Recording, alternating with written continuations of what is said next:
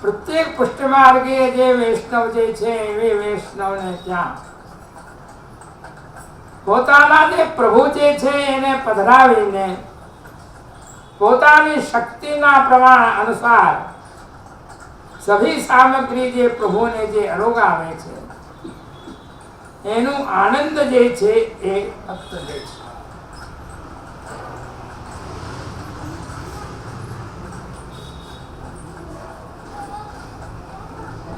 એથી આપણે ત્યાં નંદાલયની ભાવનાના અનુસાર મંગલાથી લઈને શયન પર્યંત શ્રી ગુસાઈજીએ રાગ ભોગ ને શ્રૃંગાર નો ક્રમ બાંધીને શ્રી ગુસાઈજીએ બહુ વિસ્તારથી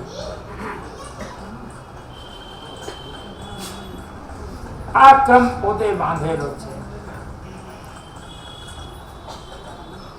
અહીંયા હવે વર્ણન કહે છે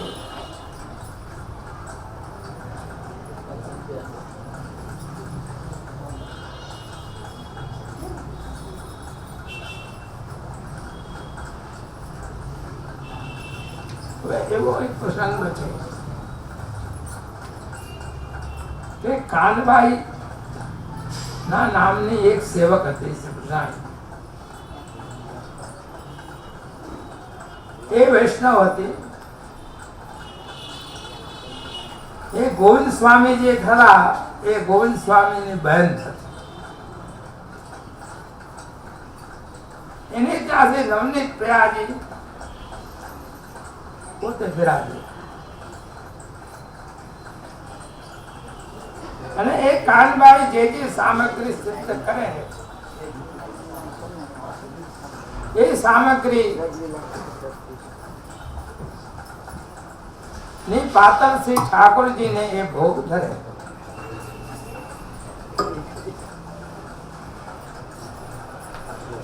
એ ભોગ ધરેલી જે પાતળ જે હતી એ પાતળ ને પોતે પછી અલગ મૂકી દે. ભોગ ધરેલી પાતળ એ પછી જુદી મૂકી દે.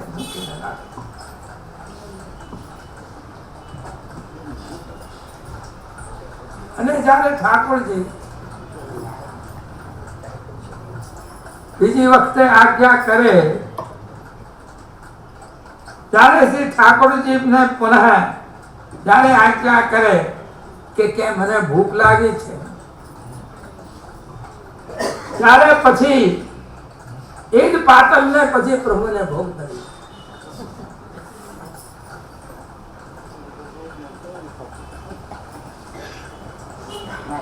શ્રી ગુસાઈજીને એ વાતને ખબર પડી તો કે આ કાનબાઈ આ પ્રમાણે જે ઠાકોરજીને પહેલા ભોગ ધરે એ જ પાતળ પછીથી ભોગ ધરે.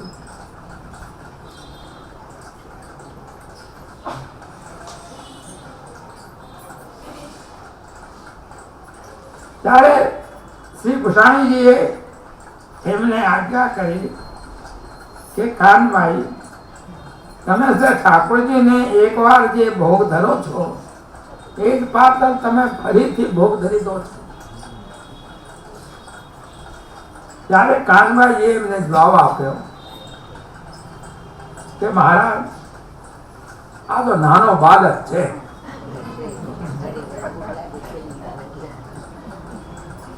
એટલે બધી સામગ્રી એક સમયમાં કેવી રીતે રોગી જાય કે નાનો બાળક હોય ને થોડું ખાય બધું બીજું રહેવા દે. તો ત્યાં તો બાલ સ્વરૂપ છે એટલે હું જે બધી સામગ્રી સિદ્ધ કરીને ધરું છું એને બધાને પોતે રોકતા નથી. એમાંથી અમુક કોઈ વસ્તુ લઈ લે બધું છોડી દે. એથી એ બધી સામગ્રી એક સાથે ન રોગી શકે. થોડુંક એમાંથી અરોગે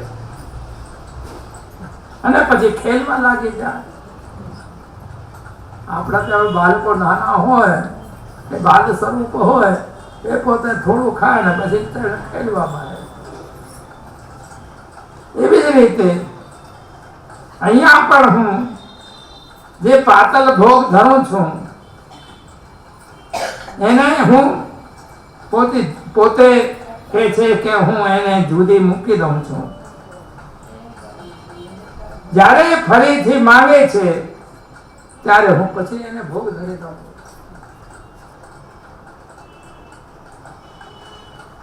એ વાતની ગુસાઈજીને કહ્યું. ત્યારે શ્રી ગુસાઈજીએ કહ્યું કે તારો જે ભાવ જે છે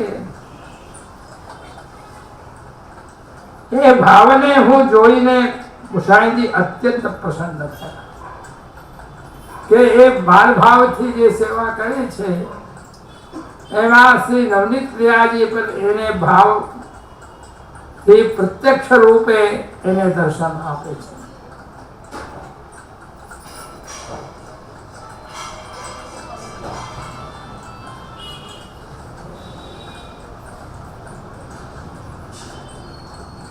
એ પ્રકારે અહીંયા એ નામનું વર્ણન કરીને હવે આગળ વર્ણન કરે છે કે બાલલીલાદિ સુપ્રીતો ગોપી સંબંધી સત્કથા અતિ ગંભીર તાત્પર્ય કથનીય ગુણાકર. આપ આજ્ઞા કરે છે કે બાલલીલાદિ સુપ્રીતો, બાલલીલા જે આદિ જે છે એ બાલલીલા આદિના બહુ જ પ્રીતિયુક્ત છે. ગોપી સંબંધી સત્કથા, જે ગોપીજનો જે છે એ ગોપીજનોની જે કથા એ પોતે વર્ણન કરે છે. અતિ ગંભીર તાત્પર્ય, આપણો જે અભિપ્રાય જે છે એ અતિ ગંભીર છે. કથનીય ગુણાકર, અને આપના જે ગુણો જે છે તે ગુણગાન કરવા જેવા છે. બાલલીલાદિ સુપ્રીતો એટલે બાલલીલાદિ સુપ્રીત એટલે બાલલીલાદિ સુપ્રીતાય નમઃ એમ આપનું નામ છે.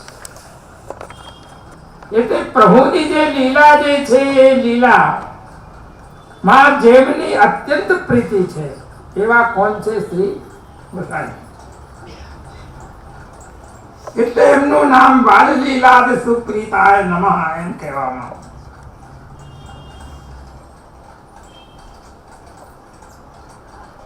અહીંયા આપ આજ્ઞા કરે છે ટીકાકાર કે બાલલીલા આદર્યો પૌગંડ લીલા, પૌગંડ કૈશોર લીલા લીલયોસ્તા બાલલીલા.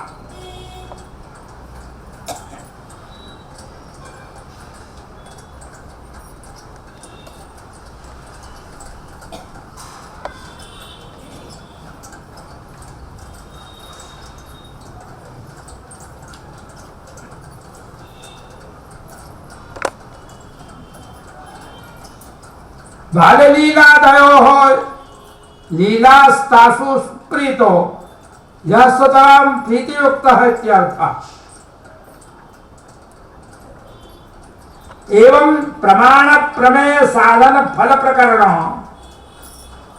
लोकलीलाः प्रीतत्व उक्त फला प्रकरणोक्तः लीलासु विशेषेण प्रीति विषयत्वं वक्तुम नामांतरमाहो. અહીંયા આપ આજ્ઞા કરે છે ટીકાકાર કે બાલ લીલા, પૌગંડ લીલા અને કિશોર લીલા ત્રણ પ્રકારની પ્રભુની લીલા છે. એ ત્રણ પ્રકારની જે લીલા જે છે એ ત્રણે લીલા શ્રી નંદનંદન જે પ્રભુ જે છે એ નંદનંદન પ્રભુની લીલામાં બહુ જ પ્રીતિયુક્ત છે. લીલામાં જે આપની વિશેષ પ્રીતિ છે એ પોતે આ નામથી દર્શાવે છે કે બારે લીલા કે સુપ્રીતો. ગુસાઈજી કેવા છે કે બાલ લીલા, પૌગંડ લીલા, કૌશલ લીલા, કિશોર લીલા માં આપ પ્રીતિ રાખનારા છે એવા શ્રી ગુસાઈજી છે.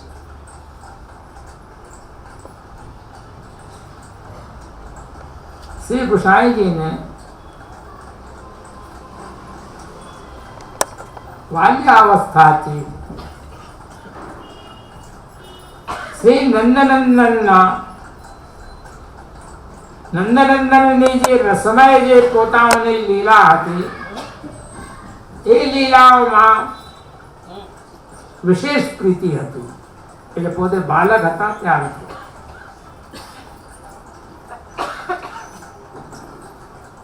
અને જે એમના બીજા જે મોટા જે ભાઈ હતા ને શ્રી ગોપીનાથજી, એ ગોપીનાથજીને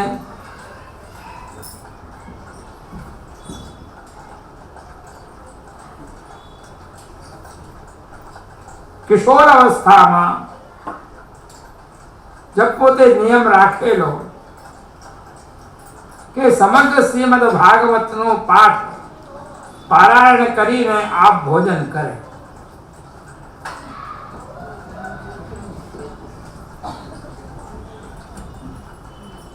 ત્યારે શ્રી ગુસાઈજીએ પણ એવો નિશ્ચય કરેલો કે શ્રીમદ ભાગવતનું 10મું સ્કંદનું પાઠ પ્રતિદન કરે અને પારાયણ કરે, હવે વાદમાં ભોજન કરે.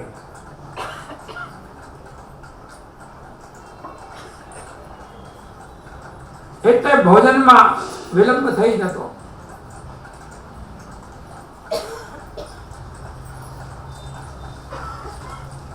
એવા એમના જે પ્રભુના જે દિવ્ય જે ચરિત્રો હતા એ ચરિત્રોમાં એમની એવી પ્રીતિ હતી.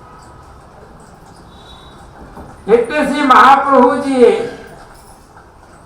એમના માટે 10મ સ્કંધની સાર રૂપે આપે ત્રિવિધ નામાવલી શ્રી ગુસાઈજીના માટે છે.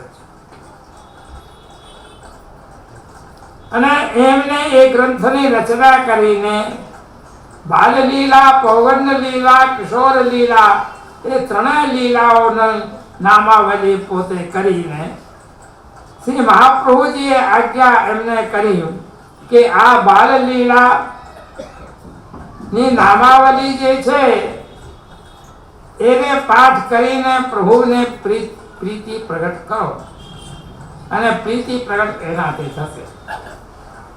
પૌગંડ જે લીલા જે છે એ પૌગંડ લીલાથી એને પાઠ કરવાથી આપને આસક્તિ થશે અને કિશોર લીલાના નામોનું પાઠ કરીને આપને વ્યસન દશા સિદ્ધ થશે. તેથી શ્રી ગુસાઈજીએ એ ત્રિવિધ નામાવલી ગ્રંથનું પ્રતિદિન પોતે પાઠ કરતા અને નિયમ પૂર્વક પાઠ કરીને આ પછી ભોજન કરતા.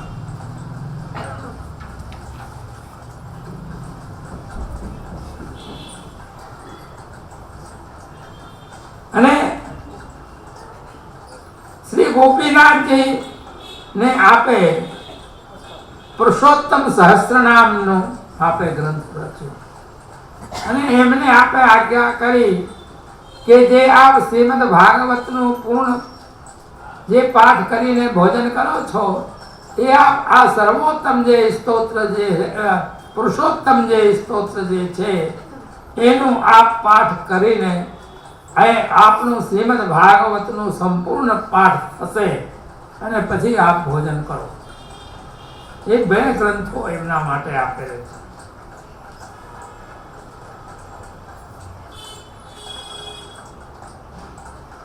શ્રી મહાપ્રભુજીએ એક વાર શ્રી ગુસાઈજીને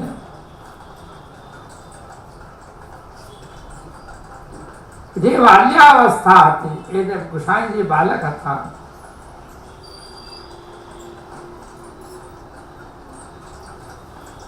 તે વખતે એમને ખેલવા માટે એક બાલકૃષ્ણજીનું સ્વરૂપ પધરાવ્યા.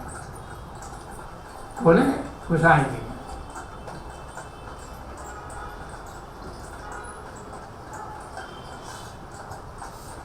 એ જે સ્વરૂપ જે મહાપ્રભુજીને પ્રાપ્ત થયેલો એ શ્રી ગોકુલમાં કર્ણવેદ નામનો એક કૂવો છે. એ કૂપમાંથી આ સ્વરૂપ બાલકૃષ્ણજીનો એમને પ્રાપ્ત થયો.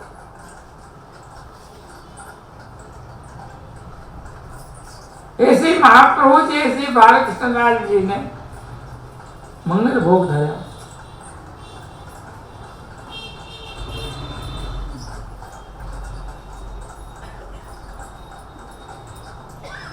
એ મંગલ ભોગ ધર્યો એટલે નિત્ય મંગલ ભોગમાં એક ઠોર ભોગ ધરે કે એક ઠોર મંગલ ભોગમાં ધરવો. એક દિવસ શ્રી ગુસાઈજી શ્રી બાલકૃષ્ણલાલજીને એક ઠોર સાક્ષાત અરોગતા પોતે દર્શન આપ્યું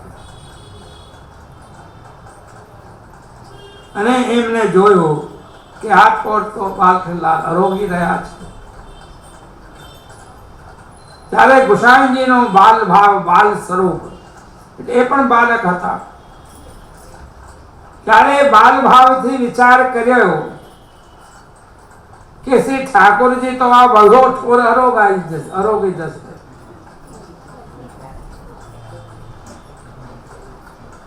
તો પછી કઈ હવે વધશે નહીં.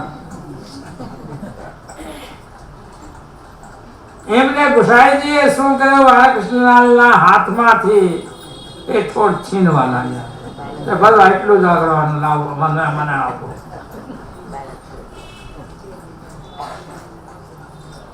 એટલે ઠાકોરજી એને ઠોરને બહુ મજબૂત રીતે પકડી લીધો, એને છોડ્યું નહીં. એ સમય શ્રી મહાપ્રભુજી પધાર્યા. બેની ખીંચાતાની થઈ રહી હતી. ઠાકોરજી એક ઠોરને પોતાની તરફ ખેંચે, ગુસાઈજી પોતાની તરફ ખેંચે. એ જોઈને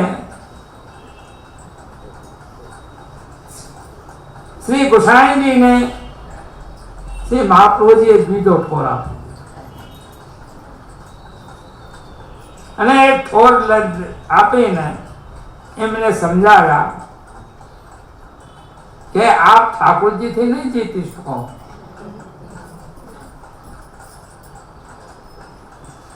ત્યારે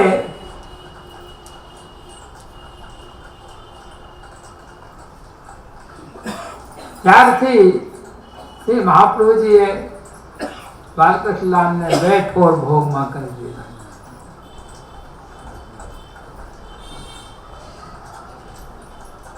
શ્રી ગુસાઈજીએ શ્રી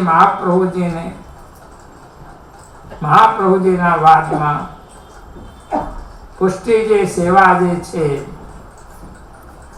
એ સેવા પ્રકારનો ક્રમ જે બાંધ્યો અને એનો જે વિકાસ આપે જે કર્યો, ત્યારે સેવામાં બાલ ભાવની પ્રધાનતા પોતે રાખી અને સેવા જે પદ્ધતિ જે શ્રી મહાપ્રભુજીએ પ્રગટ કરેલી એનું આપે વિસ્તાર કર્યો. એથી શ્રી ગુસાઈજી આજ્ઞા કરે છે કે જાનિતા પરમમ તત્વમ યશોદો સંગલાલિતમ. આપણા પરમ તત્વ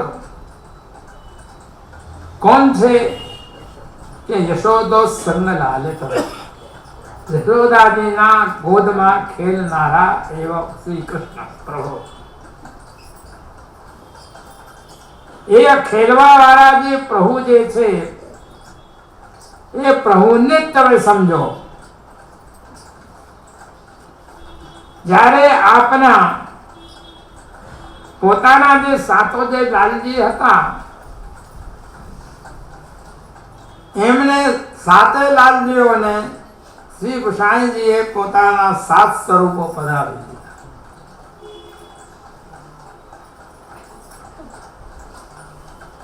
ત્યારે પણ આપે પોતાના સ્વયંની સેવા કરવાને માટે નવનીત પ્રિયાજી પોતાના પાસે રાખેલા પોતાની, અને આજીવન સુધી શ્રી નવનીત પ્રિયાજીની આપે સેવા કરી.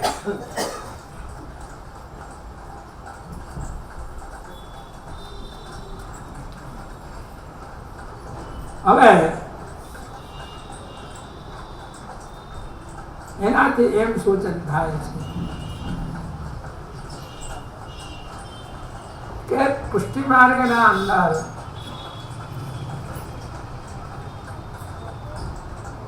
જે ભક્તનો જે ભાવ જે છે ને એ ભાવના આધારના ઉપર પ્રભુ વિરાજે છે. તો પુષ્ટિ માર્ગનો જે મુખ્ય જે સિદ્ધાંત જે છે